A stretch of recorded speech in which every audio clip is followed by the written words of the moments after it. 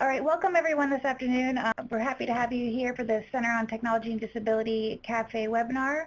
We are happy to present Luis Perez. He will be talking to us about creating accessible educational materials with iBooks author and book creator. And I will go ahead and pass this off to Luis. Thank you everyone for attending. Thank you so much. I'm going to share my screen, and then we'll go ahead and get started. All right, can everybody see my presentation?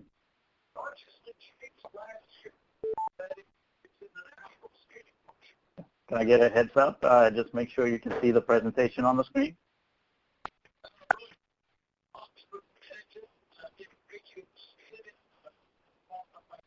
Okay, well, it sounds like there is some feedback. Maybe somebody has their line open. But welcome, everybody. I'm glad you could join us this afternoon, and I thank CTD for this opportunity to share with you. You'll be discussing Book Creator and iBooks Author with a focus on how you can use these tools to create accessible educational materials. Before I get started, I wanted to share with you that I am on Twitter. And if you have any feedback for me, or if you have any outstanding questions after this session, please feel free to share or reach out to me on Twitter. I am @_Luis F. Perez, and that underscore is important because Luis Perez is very common in Latin America. So again, that's _Luis F. Perez. I also have a website, it's luisperezonline.com. That's not just my website, it's also my blog. It's where I share a lot of the resources that I create, including some of the books I'm going to mention today. And just last week, I posted something about the Apple Watch and some apps that you can use to provide access to diverse learners. So go to my website at luisperezonline.com and check that out. So before we get into the how of creating accessible educational materials with iBooks Author and Book Creator, it's important to stop for a second and think about the why. Why do we want to do this? And for me, it comes down to these two things here. With these tools, we can create digital materials that have a great deal of flexibility and transformability. If we have a student who comes into our classroom who needs the text to be enlarged because they have low vision, with a traditional book, the format is fixed. And we would have to go out and get a alternative version, such as large print or a Braille book if they are completely blind. And that can take some time, and they can also be expensive. With digital materials, we can just create one resource, and then the student can go in with just a few taps. They can adjust the text size to fit their needs. So there's a great deal of flexibility. And as I mentioned, also transformability. And so if the student's completely blind and they need the information in another format, maybe they need it in audio or in Braille.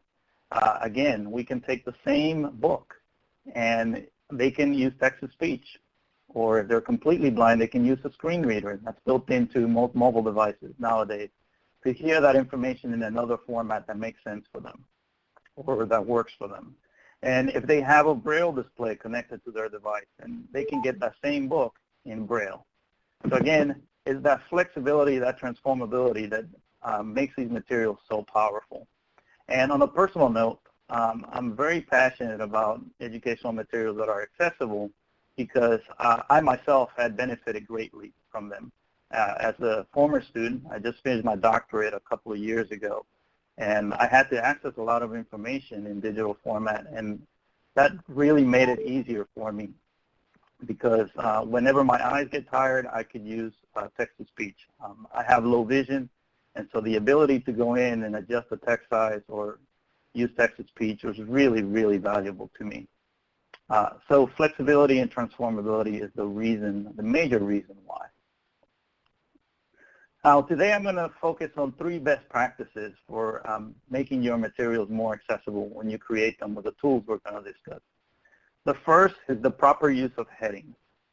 And by a heading, I don't just mean taking the text, selecting it, and then making it larger and making it bold. I mean going into your word processing program and actually applying a style of heading to that text. And headings are important because they break up the content into more manageable chunks of information. and they're more manageable for all readers, not just those who have disabilities. Headings also provide an idea about the structure of the information. For example, if you're blind, on most screen readers, you can press a keyboard shortcut or you can use a gesture to bring up a list of headings. And so if those headings are descriptive, they kind of give you an indication of how the information is organized. And so it's important for headings to be descriptive so that they're, when they're accessed out of context in a list, that they actually make sense. And descriptive links is another best practice. This is something that I see all the time in books. And what I mean by this is if you put in a long URL into a book and the person is listening to the book with a screen reader, then they're going to hear that long URL read out loud. And as the web has grown, URLs have become more confusing. They often include a lot of numbers, a lot of special symbols.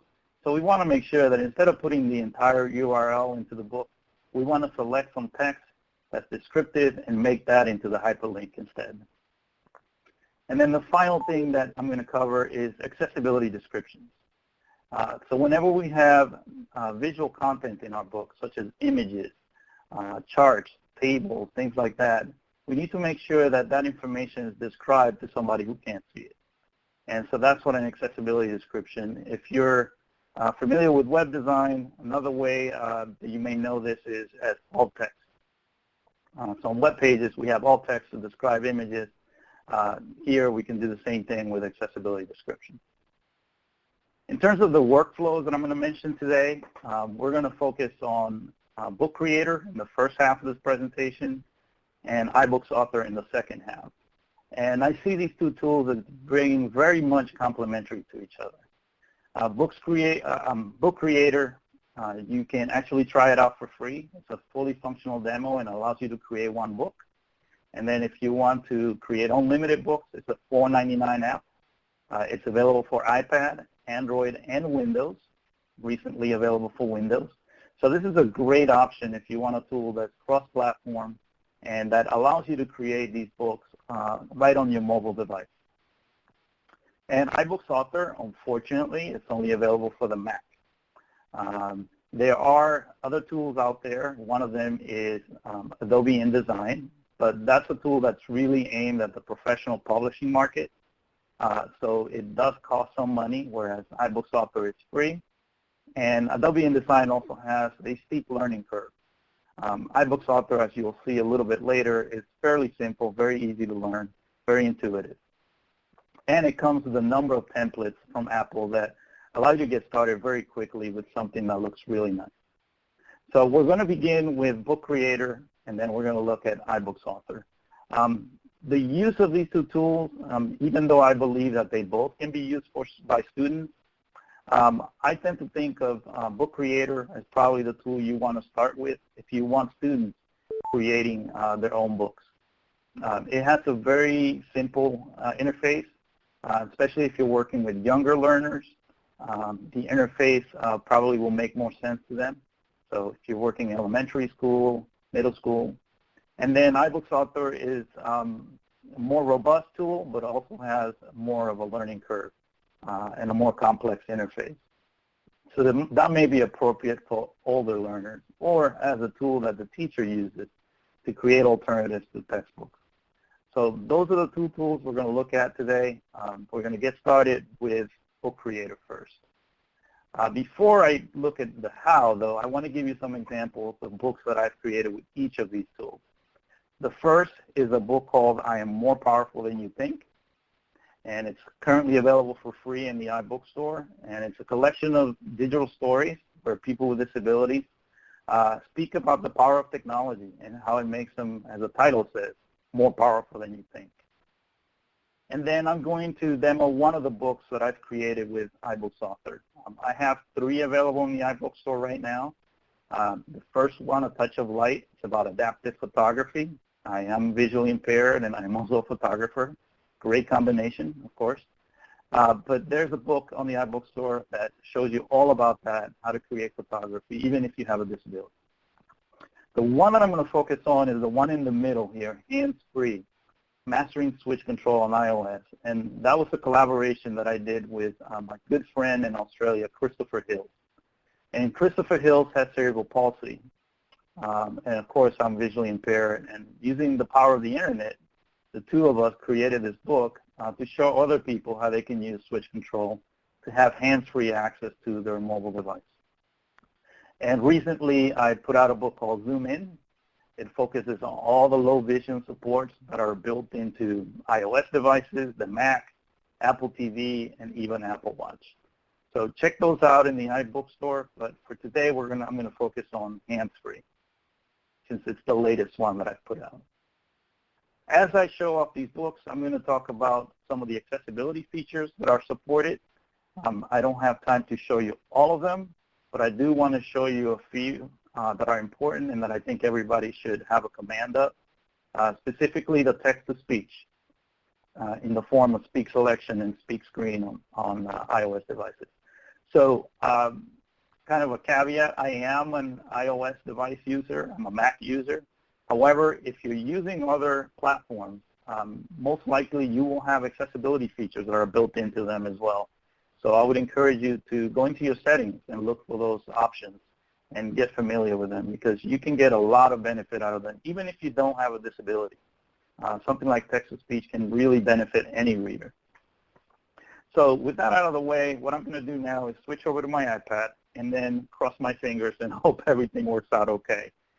We tested this, of course, but with technology, you never know, especially when you're mirroring from another device. So I'm going to exit out of my presentation, and I'm going to bring up my iPad.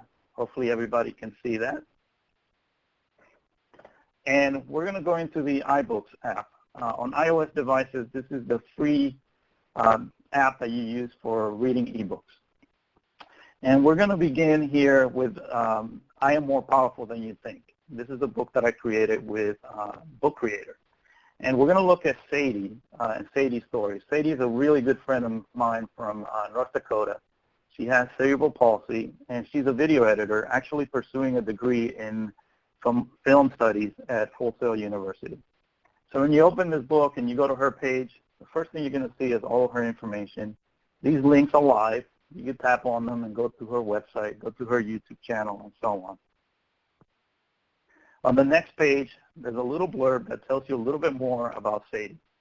And the first thing we're going to explore here is text-to-speech on iOS devices. So with this text, what I can do is just tap and hold any of these words here. When I let go, I'm going to see these blue handles pop up. I can use those handles to make a selection.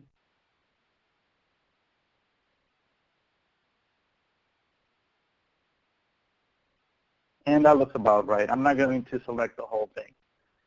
When I make my selection, once I let go, a popover will come up. That's a little menu up on the screen.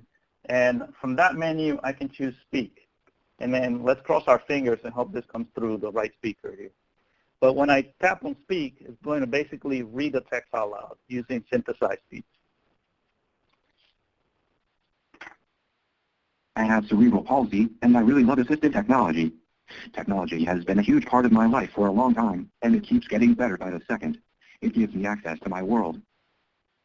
And hopefully you could see the highlighting as well. So again, not only are you getting the information in another format, but if you need a highlighting to help you track the words as they're being read out loud, you have that option built in. And I'm going to show you in just a second where you find the text-to-speech settings. The other thing is some people don't like the text-to-speech.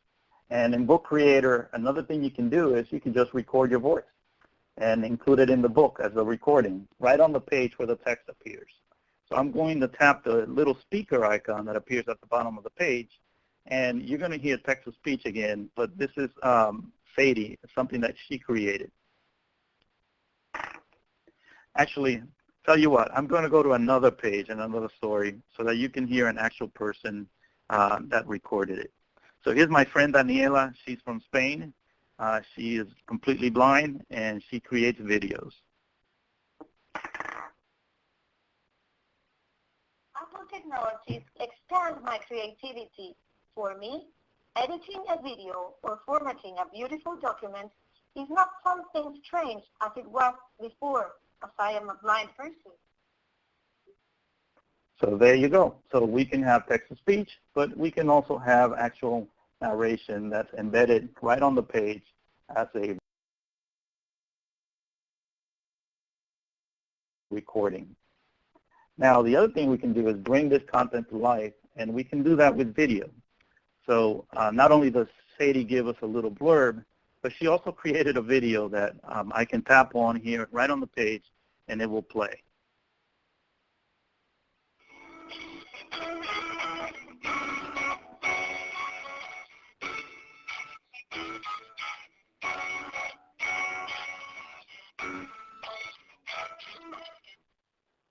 I can pause that video at any time, and hopefully you can see there is a double arrow on the right side. I can tap that and bring it up full screen, but in my testing, it kind of caused my iPad to crash because of the mirroring that I'm using. So again, here we can use audio, we can use video, we can present the information in a variety of modalities so that people can access it in the way that makes the most sense for them. So I'm more powerful than you think. I'm going to tap on the middle of the screen, bring up my toolbar, and then one last example, and that's hands-free. And again, this is the book that Christopher and I created. In here, again, I can tap and hold, use my handles to make a selection, and choose speak. Description: there are 3 types of inputs you can use to control an iOS device with switch control. B. And as I move through, again, I have embedded video. So here I've embedded a tutorial how to actually do what I've described in the text. And I want you to notice that there is closed captioning supported in the video. Add the different switch sources that you can use to interact with switch control. Go to Settings, then choose General, Accessibility. And just like before, there's a controller, and I can bring up that video full screen. Then it's much easier to read the captions.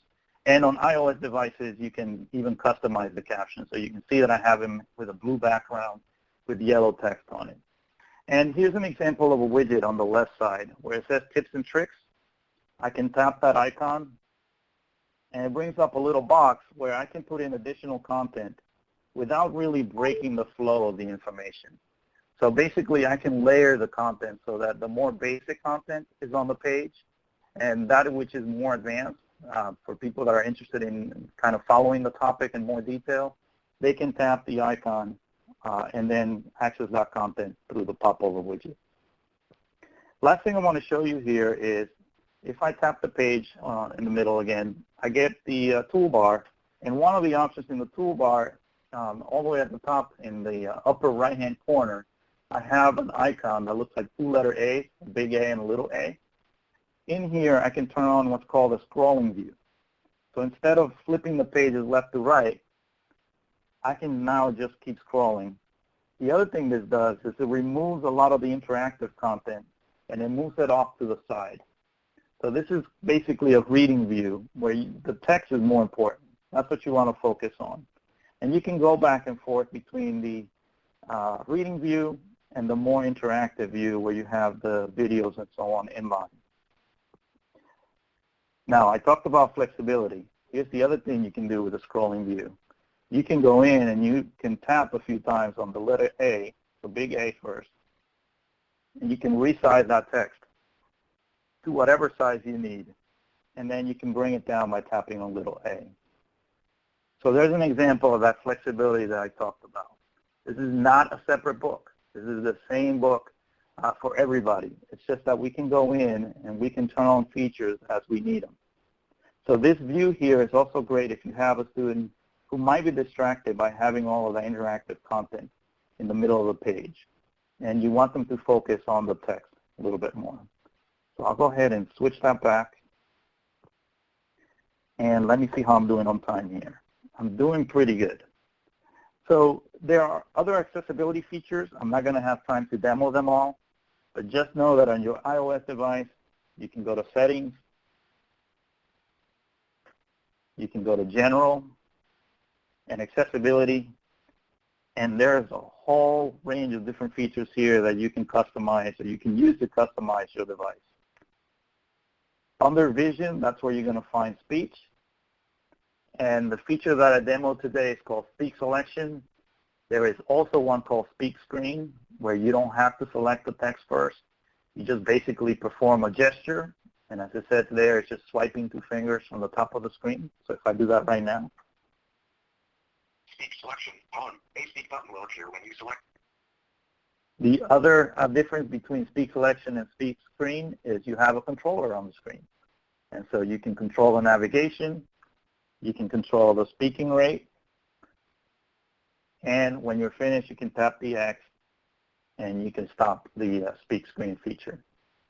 Here you can choose different voices, you can choose to turn on the highlighting, and so on. And if Speak Selection and Speak Screen are not enough, just know that in iOS devices you have a built-in screen reader called VoiceOver. And so that's a very robust screen reader. I don't have time to go into all of the options there, but that's another option that you have. And the feature that I covered in the book is called Switch Control, and that allows people that have a motor difficulty to use an external device to control the touchscreen, to interact with the touchscreen. So again, lots to check out there. And if we create our materials so that they're accessible, then the people that rely on these accessibility features, then they won't be locked out of the content that we create. So let me see, are there any questions so far in the chat? Let's see if I can get some help here because I can't see the chat.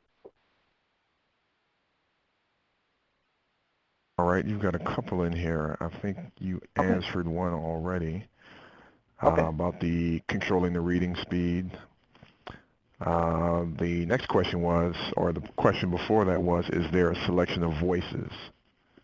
Yes, there is, absolutely. So if you go into your settings, when you go in to your speech options, for these voices, not only do you have different languages that are supported, but if you go into the English voice, for example, you actually have an Australian voice, you have a UK voice, if you want English, the Queen's English, Irish, South African. It's the same for a lot of the languages. So for example, for Spanish, you have Spanish from Latin America, and you have Spanish from Spain if you really love the list. And there's a voice called Alex, and that's what you've been hearing so far. That's an advanced voice. It's a free download from Apple, and it only runs on certain devices. But if you have a fairly recent device, like the current ones that are available for sale and maybe the last generation, you'll be able to download Alex and use that. That's the most advanced voice that's available from Apple. So yes, you can customize that by selecting different voices and by changing the speaking rate as well. All right, and the next question was, I don't know if you touched on this one, but the question reads, at some point, could you talk about how books made in Book Creator or iBooks Author can be shared not through the iBook store? Absolutely. So I will address that as we go into Book Creator. How about that? Which is the next thing that I have planned. All right. All right, so yep. keep those questions coming. I'm going to move on to the next segment. But we'll have some time towards the end, so make sure include those questions in the chat area. So now that we've looked at some of the accessibility features and how they work, we've looked at some examples of books and how they interact with the accessibility features. Of course, what you came to this session for is how do you create these books? So we're going to begin with Book Creator. The app is going to launch. And at the bottom of the screen, there's a plus. When you tap that option, you'll get the option for a new book. I'm going to go ahead and tap on New Book. All right, let's try that again. Maybe I didn't tap it right. There we go. You have different layouts. And check this out. I definitely want to make sure that I mention this. Very recent update, as of like last week, you now have the option of creating comics in Book Creator. And it comes with some layouts already for you. So I'm not going to focus on that too much today, but I wanted to mention that if you are on the fence about this app, this is a great feature to check out because now you're getting not only a book creator, but also a comic creator. So for today, what I'm going to do here is tap on Portrait. We're going to create a portrait book. So it's going to work better in the portrait orientation of my device. As you can see, the interface is really simple, really clean. There's not a lot to distract students there. And the way we add most of the content to the page is by tapping the plus in the upper right-hand corner. And here you can see we can take a photo using the camera built into our devices. We can bring in a photo or video from our camera roll. We can add text. We can add sound. I'm going to look at examples of each of these. I'm going to begin by adding a photo for our cover page. So I'll tap on Photos. I'll go into my camera roll, and I'll select the photo that I want to bring in. And then as I move the photo around, you'll notice there's some guides to help me align it, make sure that it's nicely aligned. And then I can also resize it using the handles. So there's a pretty nice cover to our page, our cover page. Next thing I'm going to do is add some text. So I'm going to tap the plus again and select Add Text. Now, one of the features is built into iOS. That's not an accessibility feature, but it can certainly help any student who struggles with typing or with spelling, with entering text, is dictation. So to the left of the space bar, there's a small microphone icon. I'm going to tap that icon, and I'm just going to enter text using my voice. Lettuce Lake Park. I'll tap Done when I'm finished, and there it's taken what I've spoken to the microphone and converted it into text. I can move that text anywhere I want. And now to customize it a little bit, because we can see it's a little bit small, I can tap the next icon over from the plus, which is the I, and in here I have my formatting options. And so maybe I want to make that a little bit bigger. So I'm going to go in here and make it maybe, let's go with 22 or so. And I can make sure that it's centered in that text box. And so we can customize that text in a variety of ways. And just like that, we have a nice cover page. So in case you're wondering, this book that we're creating is a visitor's guide to a park near my house. And the idea is to encourage kids to come out and check out the park and see all the wildlife that is present there and how they can learn about nature at this park. And so I'm going to be using all of my photos throughout the book. So here's an example of one of the birds that I've captured at that park. Now we're ready to go on from the cover page. And it's really easy to do. You just tap the arrow on the right side of the screen, on the edge of the screen, and that automatically creates a couple of pages for you. I'm going to add some more text. So I'm going to tap the plus again. I'm going to choose Add Text. And this time, instead of using my voice, I'm going to copy and paste some text. And I've done that ahead of time just to save us some time here. So I'm going to tap, let go. There's a little menu that pops up. I'm going to choose Paste. And there's some text already for me to work with. I'll tap Done. And now it's just a matter of moving that text around until I feel it's aligned the way that I want it to be. And I've noticed that the alignment is off. So again, I can tap the I, come in here, and make sure that text is left aligned. That's much easier to read when it's left aligned. Now, as I said, some people prefer to have voice recording instead of using the text-to-speech. In Book Creator, I can tap the plus, go down to the bottom, tap on Add Sound.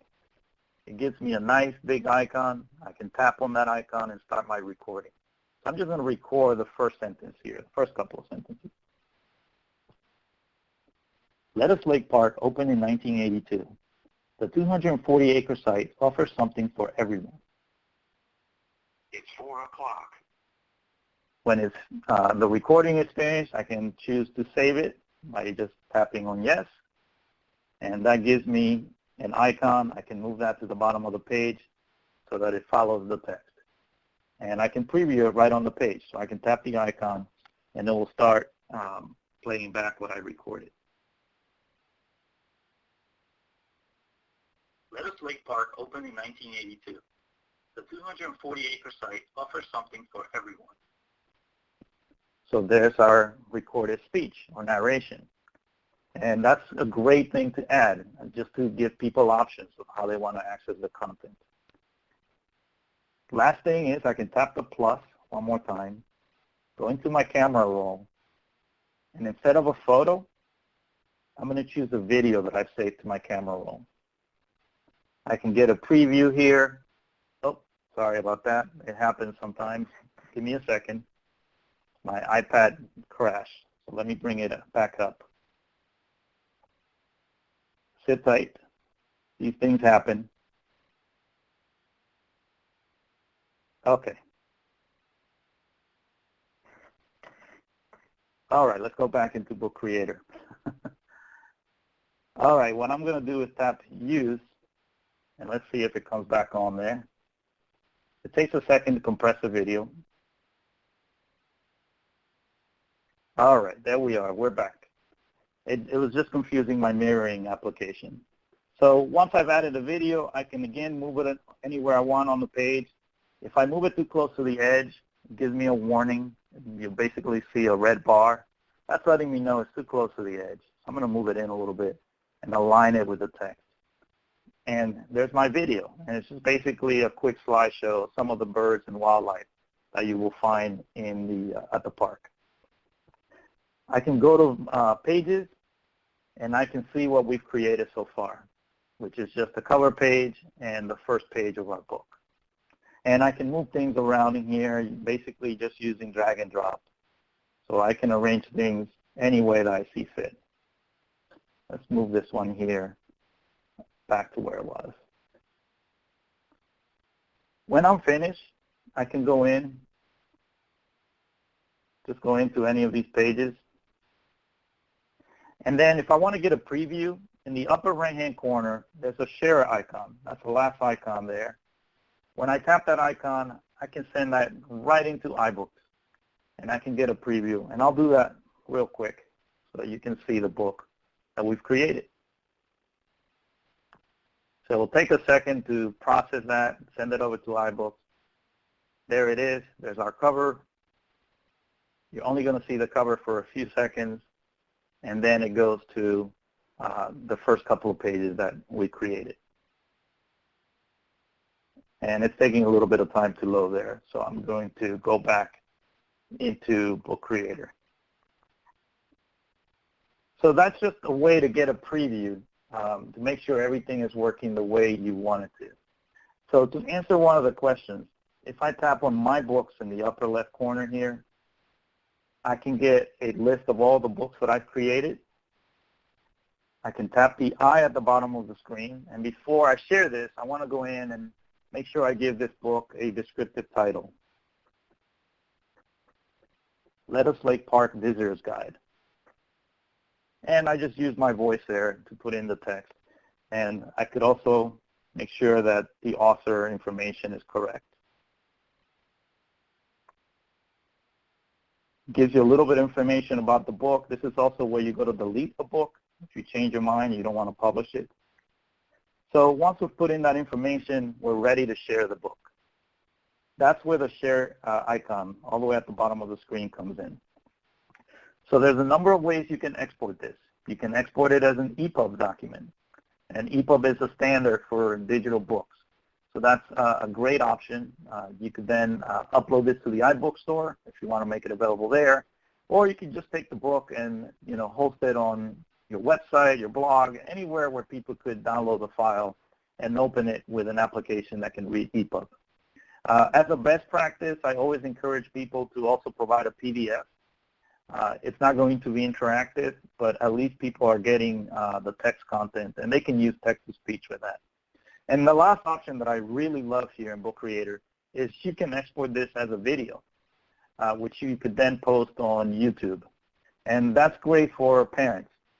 Maybe they don't have a device they could play the video or access the book, but maybe they can get to a computer at a library or another location And you could upload the video to YouTube, and they could access it that way to see what the students created. And it will go through and play the narration. If you have any recordings inside your book, it will play everything in order. The video will play if it's embedded in the book. Animations will be performed. So it's a great way, another great way to share the book for those people that don't have a mobile device with an e-reader, but they can get somewhere where they could watch it on YouTube or any other video hosting site. This is a great option. So that's all I'm going to cover with Book Creator. Let's see if there are any other questions that I haven't addressed. Oh, really important, before I go. See, sometimes you forget these things. That's why I have a list here. Whenever you put in an image, and this is one of the things that I love about Book Creator, you can select that image, bring up the properties, and there's an accessibility field. And so that's really important because that describes that image to somebody who is blind and can't see it. So in the accessibility field, I can go in and describe what this bird is.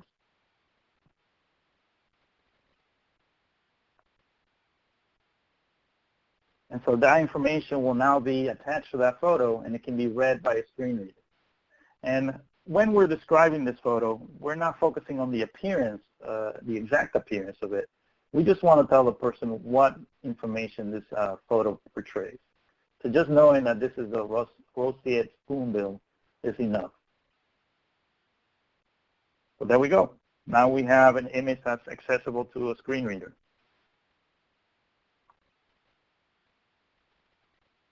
All right, I have so some let's see. questions for you in here. Shoot. All right.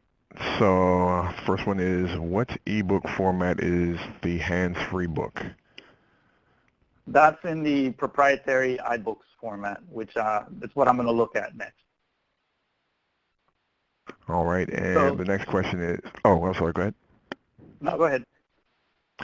I was just going to read the next question, which was, is there an image that you can, let me try this again. Is there an image, can you add an image narration for a visually impaired student?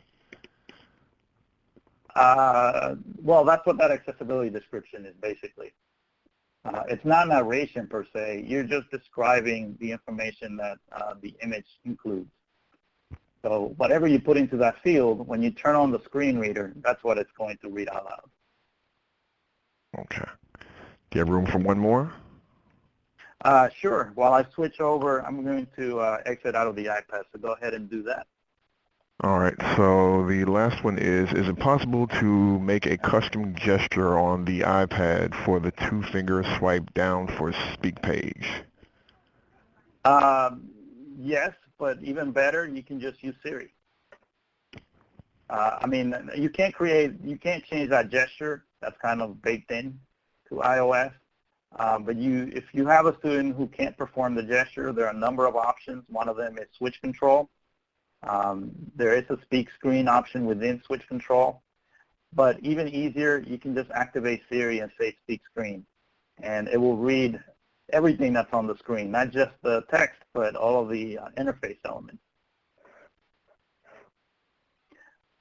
All right, so let me move on real quick to iBooks Author. And I'm going to rearrange my windows here a little bit.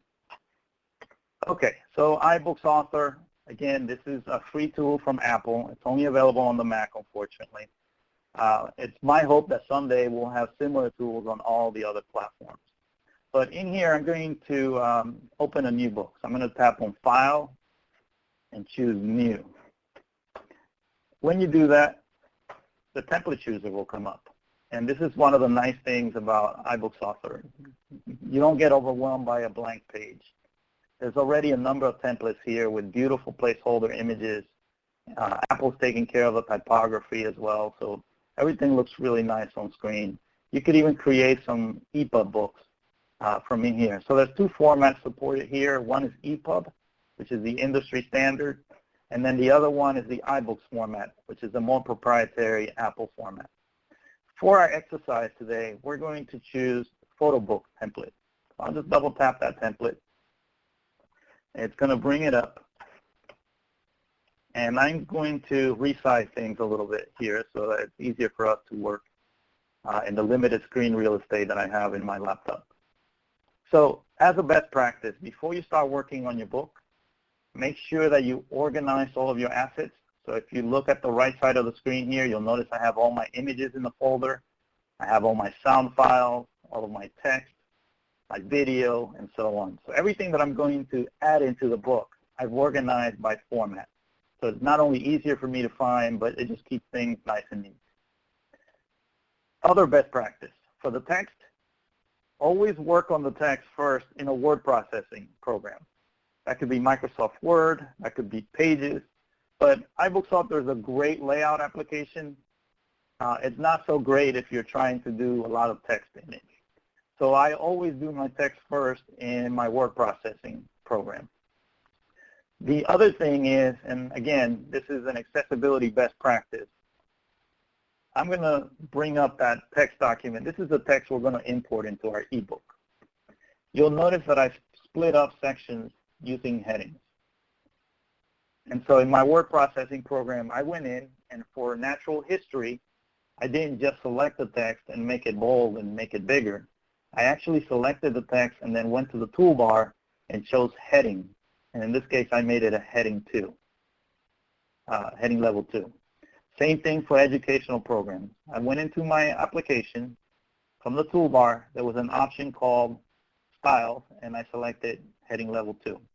So again, I'm splitting the information into more manageable chunks of content, but also I'm indicating, I'm putting in a descriptor that kind of lets somebody know what's to follow in that section. So once we have our text in our word processing program, what we can do is, this is brought to you by the letter D, with drag and drop. I just drag it into my sidebar in iBooks Author, let go, and essentially what we're going to do now is just apply a template to the text we've worked on outside of iBooks Author. Now, something that's really important, where I'm moving the cursor, we want to make sure we have this checkbox selected. That preserves all of the styles that we created in Word or Pages, and it makes sure that they actually are brought in to iBooks Author. So once I do that, I'm going to choose, or click on choose. It's going to take a second, and here is our text that's been imported, and it has our headings. Our headings have been preserved. I'm going to delete the second section here with the placeholder text. We don't need that anymore. So there it is. Now, the one thing it does when you bring in text from an external application is it's going to use the file name as the first heading. So I'm going to change that. You'll also notice that it has a blue outline around this heading, the first heading. That's because it's going to create a table of contents for me automatically. So whatever I put into this box that has the blue outline around it, that's going to be my table of contents. That's how it's going to be shown in the table of contents. So it's doing a lot of work for you in the background. Now, a couple of things about the accessibility of the text. As I mentioned in my introduction, here's an example that I see a lot in ebooks. I have selected a URL at the bottom of the page. This is my reference for where I got this information. If I were to read this with a screen reader, it would be really confusing because it would say slash, all of those symbols, those numbers that are included here would be read out loud, and that's not really descriptive. So here's what we do to fix that. I'm going to cut the text for the URL. I will then, and I've already done this, I put in some descriptive text. I'll select that text, and then the key to iBooks Author is something called the inspector. That's the big letter I in the toolbar. Basically, I click the I for inspector, and then I just leave this up on the screen and move it somewhere where it doesn't get in the way. You're going to keep going back and forth to the inspector. So basically, you select something on the page, and then you make modifications to it in the inspector. So now that I selected the text on the page, one of the sections in the inspector is my link inspector. And I'm going to make this into a hyperlink. by checking the box. And then we want to make sure that we're linking to a web page. And then I'll just paste the URL in the field that's available there. Now this is a lot more accessible. When a screen reader reads this, this is actually going to make sense. It's not going to have all those symbols and all those numbers in it. So what we're trying to do basically is make this human-friendly rather than computer-friendly. All right. Now, one more thing we can do here, if I find the text for floodplain, I can select that text and I can bring up a special toolbar called the glossary toolbar. And I can tap on add term. And now if I click on glossary, it's created a glossary entry for me. So in the book, students are going to see this as bold text. And when you tap that bold text, you could read the definition. So of course, there's a built-in dictionary on iOS, but the glossary is for specialized terms that would not be included in the dictionary. So that's just one example there. You can see it there. It's in bold. So those are a few things you could do for the text to make it more accessible. The next thing I'm going to do here is bring in an image. And so I already have one, again, brought to you by the letter D, drag and drop. I can drag in my image. I can resize it. I have these guides that help me with placing it. So I just follow the guides, make sure everything's aligned nicely. And just as we did with Book Creator, we can select this image, go into the inspector, but now we're going to be in the widget inspector, and then layout. I'll have to move this up so you can see it. So anytime you add an image, if you select it, go to the widget inspector, and then layout, you can put in an accessibility description.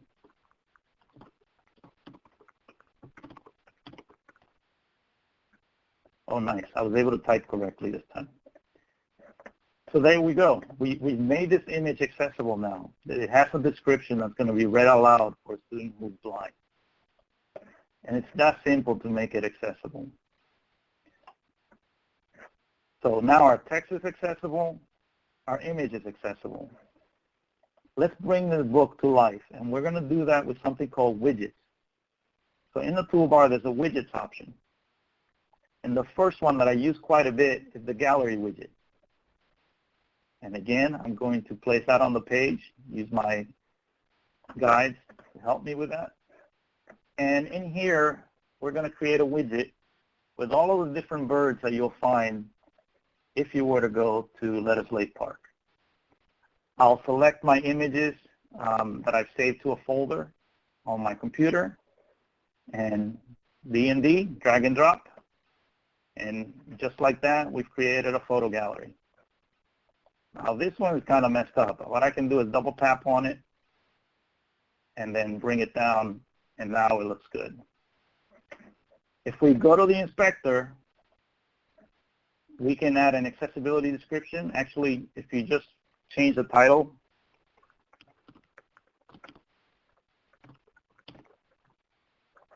of the widget, it does that for you automatically. It puts in the gallery that it is, gallery 1.1, and it puts in the accessibility description. You can also go in and you can put in accessibility descriptions for the individual images within the gallery. So for example, I can say that this is an anhinga, the snake bird, that's what it's known as. Okay, so we can describe each of these images to somebody who is blind. I'm just going to do one here because we have limited time.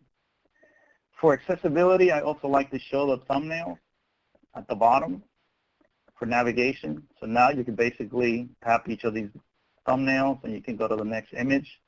That can be helpful if you don't have the fine motor control to find those little arrows on the edge of the widget. All right, so that really kind of starts to bring the book to life a little bit with more visual content. But again, we're ensuring that we're always making it accessible with these accessibility descriptions. I'm going to add one more page. There's a number of different layouts here that you can choose from. I'm going to choose the 2-column layout really basic. And just like we added a photo gallery, we can also add a video. And as you probably guessed, we do that again, drag and drop. And one more time, I can align it right on the page just to make sure it's right where I want it. It's going to optimize that movie. Basically, it's compressing it so that it plays correctly on the iPad. While it's doing that, I'm going to change the title. And if I go to my accessibility description, it's taken that title and made it into the accessibility description. And with a video or any kind of interactive content like that, what you want for the accessibility description is just to tell the person what the video is about. And that way they can choose to either listen to it or they can skip it. But just having that accessibility description provides a great deal of choice for the user. All right, so we have a video. I'm going to show you one more widget, and that's our review widget. I'm going to align this on the page, make sure it's right on edge there. We can go in again, give it a title. And I'm going to put in my question.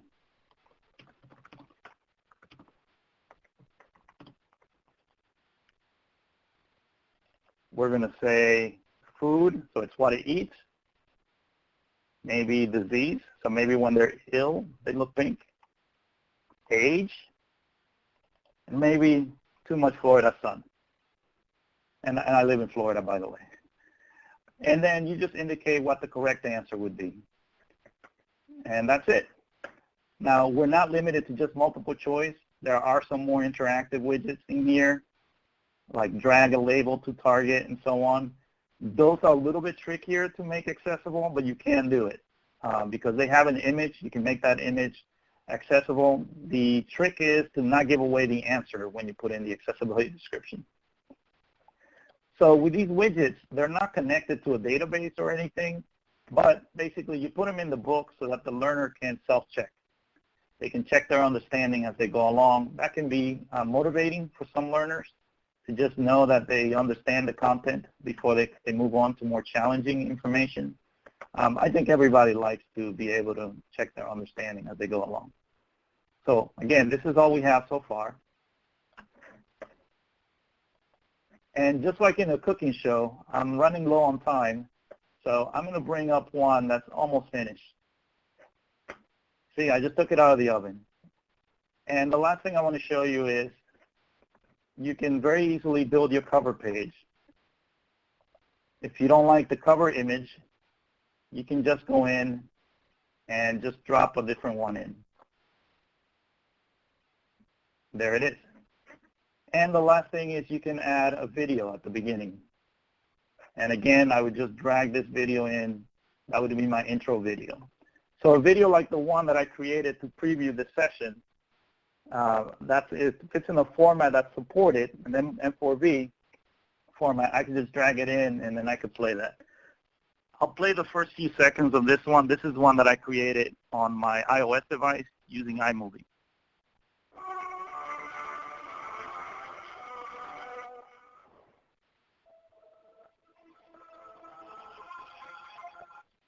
So basically the idea behind the intro video is to get students excited about what they're going to learn, but also give them a preview of how the information is organized. So it's a great organizer for them. There's our table of contents, and here's the glossary. I've already done a little bit of work on it. So there's the definition for a floodplain, and there's also a panorama image that I brought in from my iOS device. When you're finished, there are two different views you can create. So you would go in here and you would switch the scrolling view just to make sure that this book actually works correctly in the scrolling view. And then the last step is to just preview it. You can preview it right on your Mac with the iBooks application, or if you have an iPad connected, you could send the book to your iPad so you can try out all the interaction. What I recommend is while you're working on the look of the book, it's okay to preview it on your computer, But as you get closer to the end, make sure you do take a few times or a few opportunities to preview it on the iPad, just to try out all of the different interactions to make sure they work right. So if I tap on preview, it's going to take a second, do all the compression, make sure everything's in the right format, and it will open that up. And we're not going to do that right now. But here's my intro movie. I can choose done. Here's our book. There's the table of contents. Let's go to the first page. Scroll through. Our image is in here. It's accessible. Here is our gallery. I didn't put in a caption, but I could put in a different caption for each image with additional content. Here's our inline video.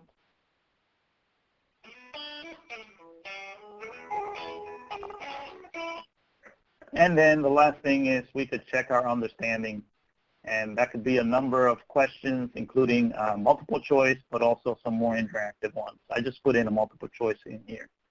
The correct response, of course, is food. They eat a lot of different shellfish that's found in the water. And so when we check our answer, it will let us know that. So that's just a quick exercise in using iBooks Author. If you want to learn more, so I'm going to bring back my presentation here. I know that's a lot of information to be thrown at you at once, but that's why I have these tutorials. So on my YouTube channel, you can access a long list of iBooks Author tutorials. The address is bit.ly, bit.ly/IBA for iBooks Author, vid, VID, tour. So basically it's a video tour of iBooks Author from beginning to end, where you'll learn how to add all these interactive contents and, of course, how to make them accessible. So let's see if there are any remaining questions. Once again, you could go to my website, luisperezonline.com. You'll find links to all of the books that I mentioned, including I'm More Powerful Than You Think, Hands-Free, Touch of Light, and then Zoom In, which is about low vision supports. And if you have any feedback for me, if you want to share the things you learned in this session, of course you can, or just want to connect with me, you can find me on Twitter @_Luis F. Perez. So let's see, what questions do we have? All right. Next question was, is this app essentially a tool for creating EPUB3 fixed layout books? Yes, but in the background, it does create the EPUB version of it as well. So that's basically when you switch over to the scrolling view, it behaves in a lot of ways like a standard EPUB in that the content can reflow a little bit. But it is a proprietary, the book you're creating is in a proprietary iBooks format. And so that's basically what it is. You can upload it to the iBook store, as I've done, but if you're not selling it, you can post it anywhere else you would like. You can post it on your website, you can post it on your blog, where it could be downloaded by anybody who you give access to. All right, the next question is, how much information should one include on a picture? How descriptive should one be? I know alt text for a site is not supposed to be too long, but not sure how. So how descriptive it should be. Yeah. So there are certain things in the world of technology that are arts rather than sciences, and this is one of them. Basically, you don't want to go over, say, around 100 characters or so. You don't want the person to kind of get stuck there listening to that description. So when I work with people on creating descriptions, I tell them to follow the 3 C's. Concise, content, and context. So basically, content is you want to make sure you're not describing the appearance of the image, because that's not going to be helpful to somebody who can't see it. What you want to include in the accessibility description is the concept or the idea that's represented by the image. And you definitely want to be concise because you want the person to be able to get back to the rest of the content as soon as possible. And by context, what I mean is sometimes if it's described already in the text, then you can be more concise with your description. So maybe in the text you say refer to image 1, and then you include an accessibility description that's, image 1, and then a brief, very brief description of what it is. All right, the next question is, does it allow for multiple authors to work on it simultaneously, as if in a wiki?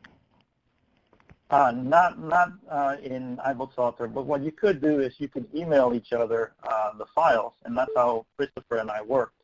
You could also post it on Dropbox. And in fact, in Dropbox, you can both open it and work on it. And so that's how we did it. We just posted the iBooks Author project file in Dropbox. I could open it, work on it, and I would send them an email saying, I'm done. You can go ahead and open it from there, work on your section or whatever comes next, and so on. With the Book Creator app on the iPad that I showed earlier, there is an ability to import books. And I've seen that used quite a bit where students create a page. In fact, that's how I created the I'm More Powerful book. People can create the page, and then they can send it to you, and you can compile them on one device. So it does have that ability to import different books into one, basically combine them into one. All right, the next question is, if you use a quiz type widget, is there a way to collect data from students? Not with the default review widget that Apple gives you. That basically is just for the students' ability to check their understanding. There are some third-party widgets where you can, for example, insert a Google form.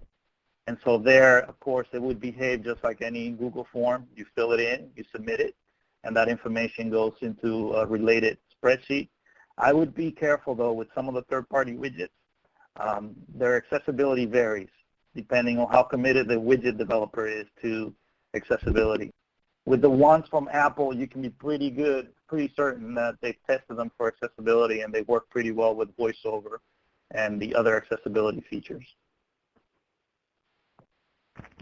All right, should you specify in the accessibility description that it's a slideshow or a video? Yes, absolutely. Well, it's going to do that for you. iBooks Author automatically puts in a little tag in front of it. In fact, it keeps track for you. Whenever you insert a widget that's a gallery, it will put in the word gallery by default and then the number that it is. So really all you need to do is give it a title. And if you do that, that's going to fill in the accessibility description for you automatically. And so that kind of gives you a head start. But again, with videos, anything like that, what you want to do is basically say, what is this about? Is this something that I could, I should spend some time playing it back? All right, when you add videos to a book, do you provide a transcript and or closed captioning? I provide right now the closed captioning. So that's beyond the scope of this presentation, obviously, but it doesn't closed caption it for you. You have to do that as a separate step. But if you put in the captions, then when the video is played back on an iOS device or on the Mac, those captions can be shown in the video. They can be turned on and off. That's basically the definition of closed captioning, is that it's not burnt into the file, per se. You can turn them on and off. And on the Mac and on iOS devices, you could even, as a user, when you're watching the video, you can go in and adjust the text size, the background, and other qualities. I could recommend a tool. It's very easy to use, very inexpensive. It's called Movie Captioner. It's available for both the Mac and Windows.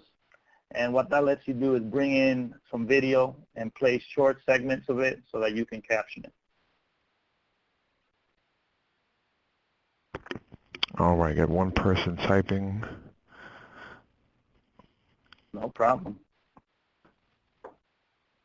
All right, and the question is, but do you have any suggestions for PC users, or is there another software? She missed a little bit of the presentation. I'm sorry. Yeah, there's always InDesign. That's a very powerful tool, but again, it does have a learning curve to it. There are online options as well. where you can create EPUB books. Again, you know, your accessibility mileage may vary with those tools. Some of them use Flash even still, so Flash sometimes can be inaccessible. So again, always when you go to these sites that allow you to create ebooks online, make sure you check their accessibility. Somewhere they should say the books they create are accessible.